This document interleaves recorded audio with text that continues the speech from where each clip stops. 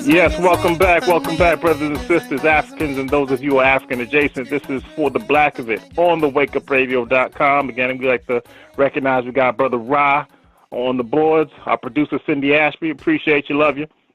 And right now we're going to move into Brother Hassan, our special guest, Brother Hassan. Appreciate you. I'm gonna turn it to you, brother. Speak your piece. Peace and Black Power family. This is Brother Hassan from Miami, Florida. One of the dudes that's trying to hold down and build up Black empowerment within our community. Not only in my community, but also take it nationwide and spread it throughout the diaspora. One of the messages that I bring forth is the fact that some of the things that I introduce to the community have been said before, but in a different narrative. And so I'm a Garveyite.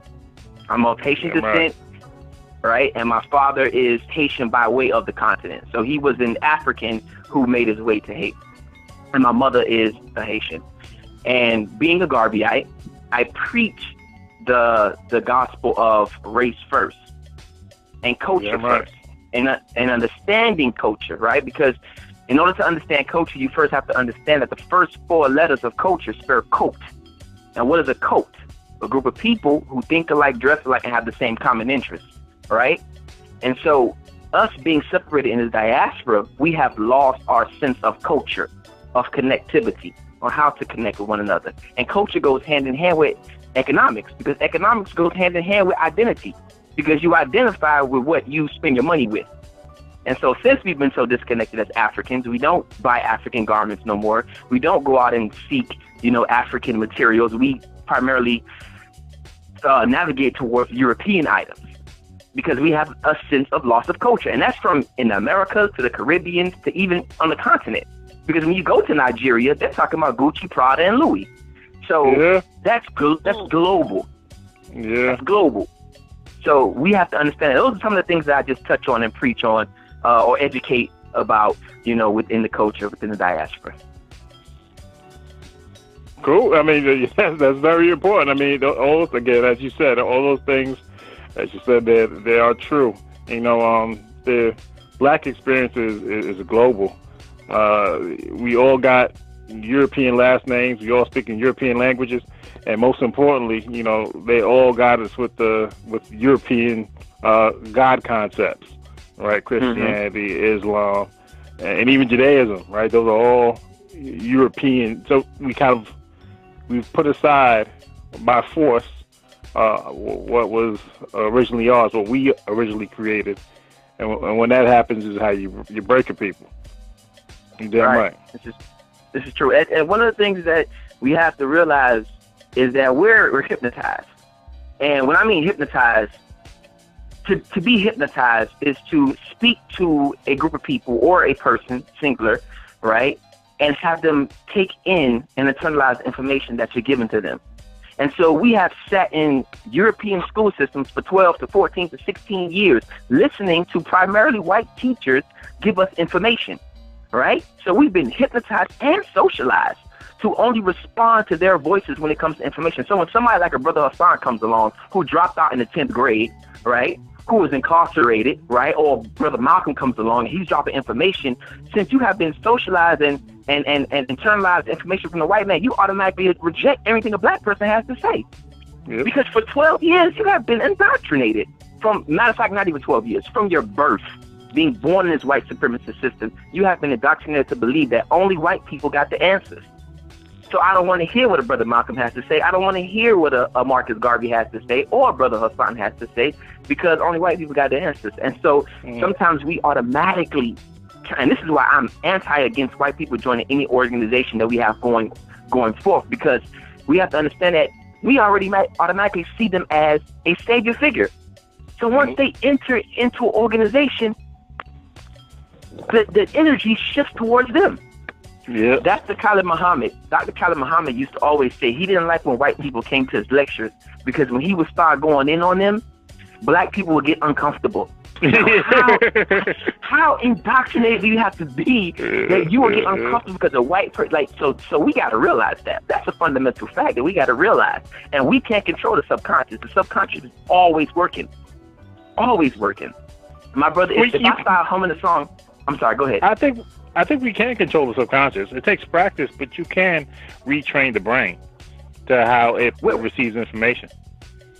We can retrain the brain, but the subconscious is something that's uncontrollable. And the reason being is if I start humming a song right now, right, 5 minutes later, you might start humming that song as well.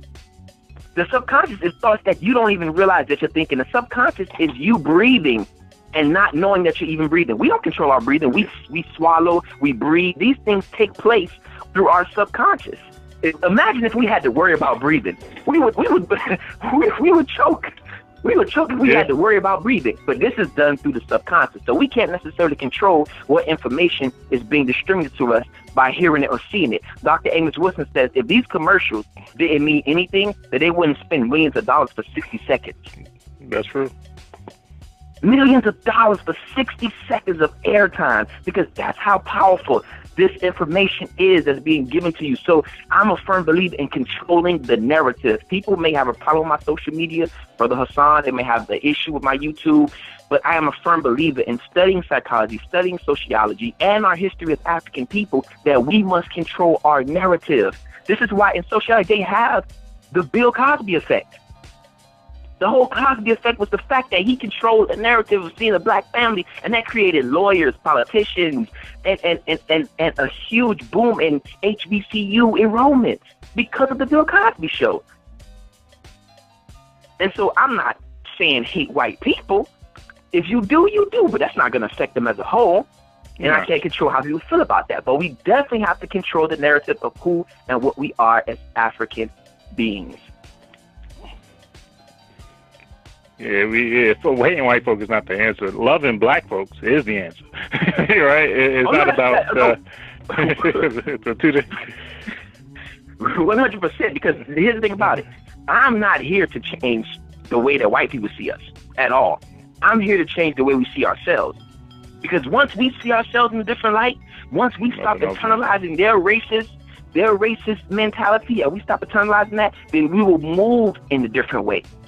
We will carry ourselves in a different way. When I was, quick story, when I got released from the county jail, whatever, after doing a quick sentence or whatever, and I started coming into consciousness, I no longer desired to sag my pants anymore.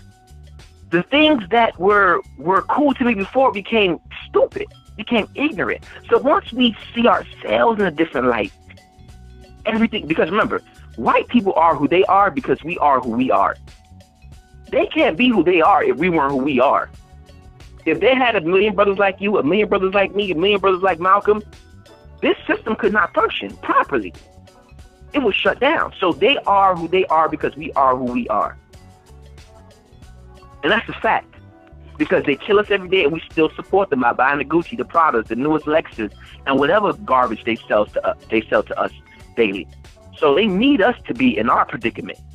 You know, if you look at the drug dealer and the drug addict, who's more dependent? You would think the drug addict, right? But that's wrong. The drug dealer is dependent on the drug addict being addicted to drugs so he can financially gain.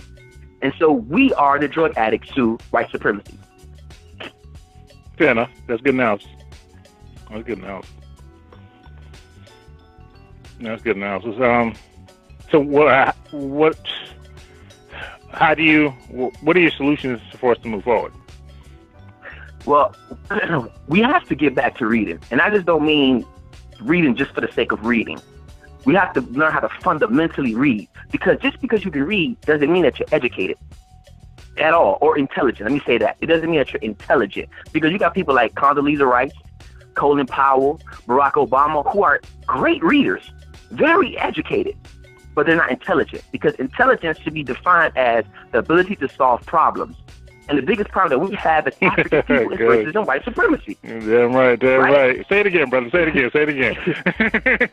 Intelligence is defined by the ability to solve problems, whether it be mathematical, whether it be scientifical.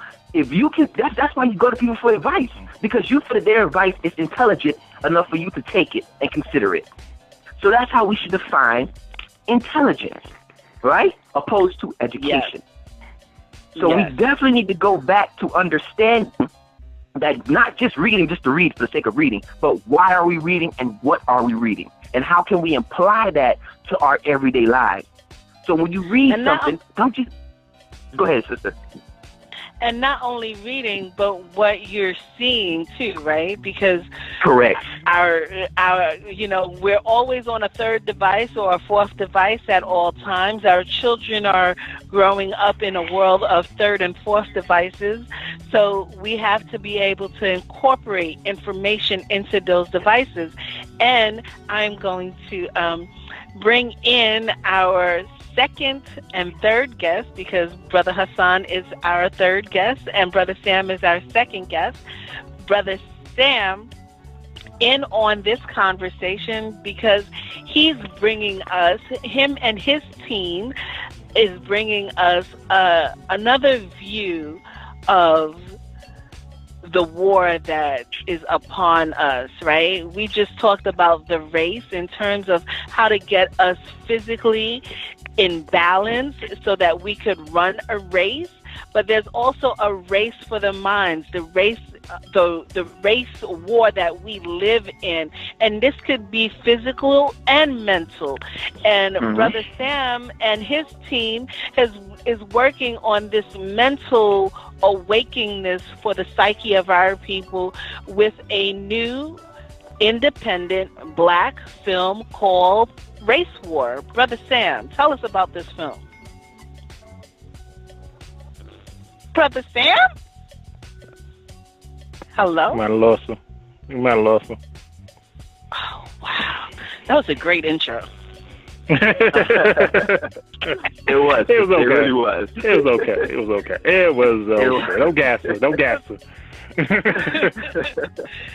I don't need anyone but myself. This is called self-love. I don't need you to say anything. But let's take a break and try to get Brother Sam back in. I'm on the line. We're going to break now. Okay. So we're going to take a quick break. Yeah, we're going to break. Get on my head and into the bed, girl. Imperial Media Collective. Cindy Ashby Productions. On the Wake Up